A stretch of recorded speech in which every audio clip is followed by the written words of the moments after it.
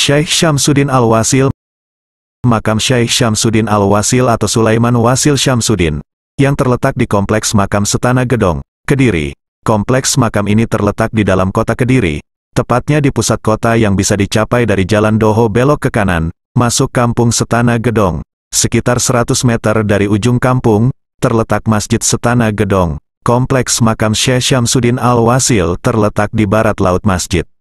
Menurut hasil survei epigrafi Islam yang dilakukan Louis Charles Damais dalam laporan berjudul L'Epigraphie Musulmane dans le Sud-Est Asiatique, inskripsi kuno di makam Setana Gedong di Kediri menyebutkan makam seorang Al-Imam Al-Kamil, yang epitafnya diakhiri dengan keterangan, Al-Syafi'i Mazhaban Al-Arabi Nisban wa huwa Taj Al-Qudat. Namun, tidak terdapat tanggal tepat tentang inskripsi tersebut. Inskripsi di makam Setana Gedong di Kediri itu terdiri dari 3 bidang 4 persegi, satu di atas yang lain, dengan tiap bidang berisi 2 baris tulisan mendatar, berarti keseluruhannya ada 6 baris.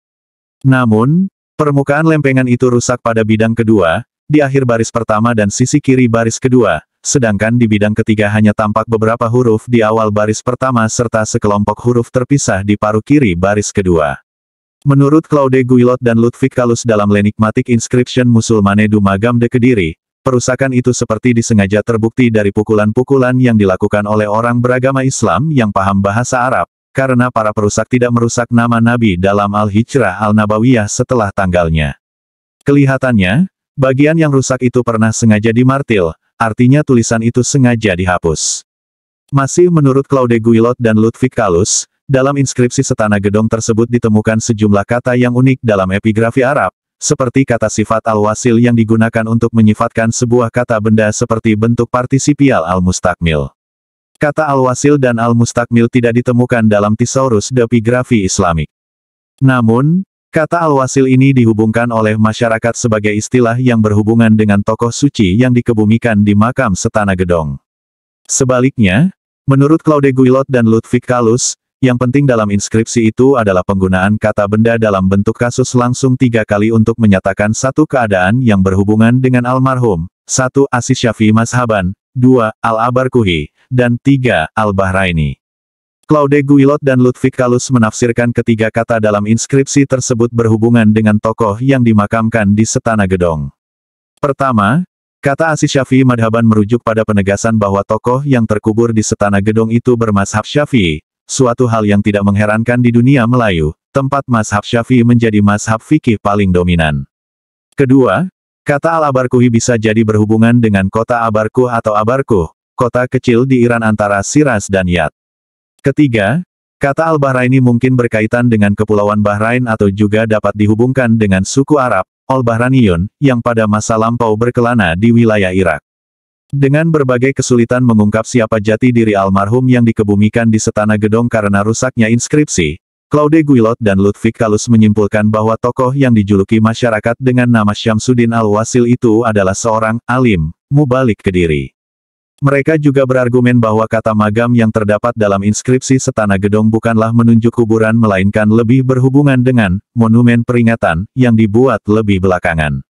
Prof. Dr. Habib Mustopo, guru besar Universitas Negeri Malang yang melakukan penelitian dengan basis data historis dan arkeologis menyimpulkan bahwa tokoh Syekh Syamsuddin Al-Wasil yang dikebumikan di makam Setana Gedong adalah ulama besar yang hidup pada abad ke-12, yaitu pada masa kerajaan Kediri. Jika nama Al-Wasil tercantum pada inskripsi Setana Gedong, nama Syamsuddin dicatat dalam historiografi Jawa yang tersimpan di Museum Nasional Jakarta. Di dalam historiografi Jawa tersebut, tokoh Syekh Syamsuddin Al-Wasil disebutkan sebagai ulama besar asal negeri Ngerum, Persia, yang datang ke Kediri untuk berdakwah dan atas permintaan Raja Kediri Sri Maharaja Mapanji Jayabaya membahas kitab musyarar yang berisi ilmu pengetahuan khusus seperti perbintangan, ilmu falak dan nujum, ramal-meramal. Naskah Serat Jangka Jayabaya yang muncul pada abad ke-17 yang diyakini masyarakat Jawa sebagai karya Sri Mapanji Jayabaya dalam meramal masa depan Nusantara, dihubungkan dengan keberadaan tokoh Syekh Syamsuddin Al-Wasil yang berasal dari Rum Persia. Catatan historiografi Jawa yang menyebut bahwa tokoh Syekh Syamsuddin Al-Wasil berasal dari Rum Persia, sedikitnya dibenarkan oleh inskripsi yang menunjuk pada kata Al-Abarkuhi yang berhubungan dengan kota kecil Abarkuh di Iran, Persia. Menurut Habib Mustopo, Tokoh Syekh Syamsuddin inilah yang kiranya telah berupaya menyebarkan dan mengembangkan agama Islam di daerah pedalaman Kediri pada abad ke-12. Itu sebabnya, sangat wajar jika setelah meninggal, Syekh Syamsuddin sangat dihormati masyarakat Islam di pedalaman. Menurut cerita tutur yang berkembang di masyarakat, makam Syekh Syamsuddin semula berada di tempat terbuka. Untuk menghormati jasa-jasanya, dibangunlah makamnya oleh seorang Bupati Kediri bernama Suryo Adilogo yang beragama Islam.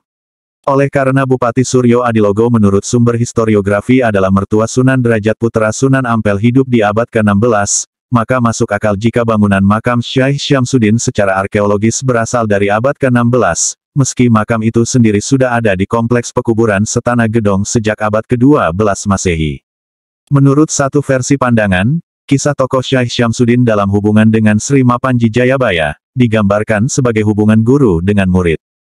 Hubungan tersebut disinggung dalam Kakawin Hariwangsa pada epilog yang memaparkan keberadaan Sri Mapanji Jayabaya dan guru penasehatnya dalam gambaran yang menyatakan bahwa Wisinu telah pulang ke surga tetapi turun kembali ke bumi dalam bentuk Jayabaya pada zaman Kali untuk menyelamatkan Jawa. Sebagai titisan Wisinu, Sri Mapanji Jayabaya ditemani oleh Agastya yang menitis dalam diri pendeta kepala Brahmin penasihat raja.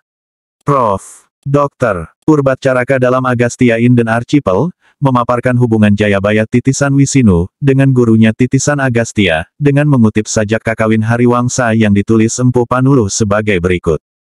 Ada sebuah negeri yang indah keindahannya laksana di dalam impian, disebut Pulau Jawa, sebuah pulau yang megah. Jawa adalah kitab dari Agastya yang sakti tiada bandingan. Pulau itu sekarang dihinggapi ketakutan, sehingga keindahannya lenyap. Kemudian berkumpul dewa-dewa bersama Hyang Aswi, bersama-sama memohon dengan sangat kepada Batara Padmanaba untuk memperbaiki dan menjaga keindahan pulau tersebut. Dewa Hari ikut serta pergi ke sana. Kini dia telah benar-benar menjadi raja yang menyempurnakan lagi kehidupan hamba sahayanya. Dia adalah inkarnasi dari Madusudana Awatara. Dia termasyhur dengan nama Sri Jaya Satru, Jayabaya.